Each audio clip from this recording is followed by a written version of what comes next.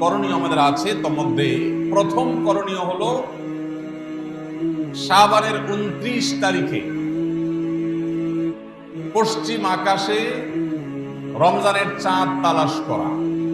Number 2, রোজা রাখা। 3 নম্বর আমল হলো রাতে তারাবির নামাজ আদায় করা। 4, সাহারি খাওয়া। 5 নম্বর আমল হলো সাহারি তো খাবো ঠিক আছে, কিন্তু সেটা শেষ সময়ে খাওয়া, দেরিতে খাওয়া। 6 নম্বর আমল হলো ইফতার করা। 7 নম্বর ইফতার আবার তাড়াতাড়ি করা, আরেকটা সুন্নাত। এটা 7 নম্বর আমল, ইফতারটা একটু তাড়াতাড়ি করা। 8 নম্বর আমল হলো ইফতারের দোয়া পড়া। 9 নম্বর হলো সাহারি এবং ইফতারে খেজুর খাওয়া, খেজুর দিয়ে সাহারি ইফতার করা। তাহলে 9 নম্বর আমল পেলাম হলো সাহারি এবং ইফতার দিয়ে খেজুর খাওয়া। 10 নম্বর আমল হলো সকল প্রকার পাপাচার বর্জন করা, গুনাহের কাজ থেকে বিরত থাকা। আমার 11 নম্বর আমল হলো অধিক পরিমাণ দোয়া করা। 12 নম্বর আমল হলো মিথ্যা এবং কাজ পরিহার করা। রমজানের সকল পাপাচার তো পরিহার করবই, বিশেষভাবে মিথ্যা কথা, মিথ্যা কাজ পরিহার করা। 13 নম্বর আমল হলো অশ্লীলতা এবং বিবাদ, বিতণ্ডা, ঝগড়া এগুলো পরিহার করা। 14 নম্বর যে কোনো ভালো কাজ, যে কোনো নেক আমল রমজান মাসে বেশি বেশি করবে। 15 নম্বর আমল হলো বেশি বেশি ইস্তেগফার করা। 16 নম্বর আমল হলো রোজাদারকে ইফতার করানো। 17 নম্বর আমল হলো বেশি বেশি কোরআনে কারীমের তিলাওয়াত করা।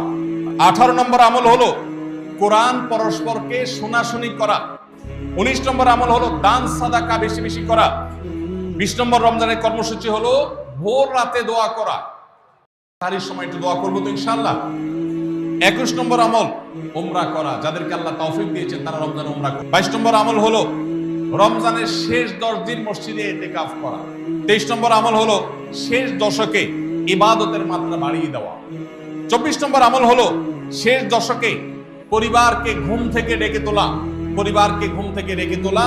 নবীজি অন্য কোন সময় ঘুম থেকে ইবাদতের জন্য ডাকতেন না, নফল নামাজ যার ইচ্ছা সে পড়বে, পড়বে না, কিন্তু শেষ দশক এত বড় অফার, এত বড় সুযোগ, কারণ লাইলাতুল কদর শেষ দশকে আছে, এই জন্য এই দশকে ইবাদতের জন্য পরিবারকে তিনি ডেকে তুলতেন। তারা শুয়ে থাকুক, তিনি এটা সহ্য করতেন। আপনারা শেষ দশকে পরিবারকে ঘুম থেকে ডেকে তোলা এবং স্ত্রী সঙ্গ ত্যাগ করা শেষ দশকের জন্য।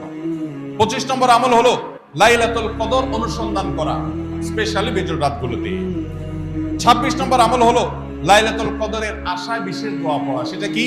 আল্লাহুম্মা ইন্নাকা আফুউন তুহিব্বুল আফওয়া ফাআফু আন্নী। আল্লাহ আপনি ক্ষমাশীল, আপনি ক্ষমাকে ভালোবাসেন, আপনি আমাদেরকে ক্ষমা করে দিন। আর 27 নম্বর সর্বশেষ আমল হলো ফিতরা আদায় করা। অর্থাৎ রমজান মাসের রোজাতে যদি ভুল ত্রুটি হয়, এটা রিফাইন্ডের কাজ হয়ে যায়, রিফ্রেশমেন্টের কাজ হয়ে যায় ফিতরার মাধ্যমে।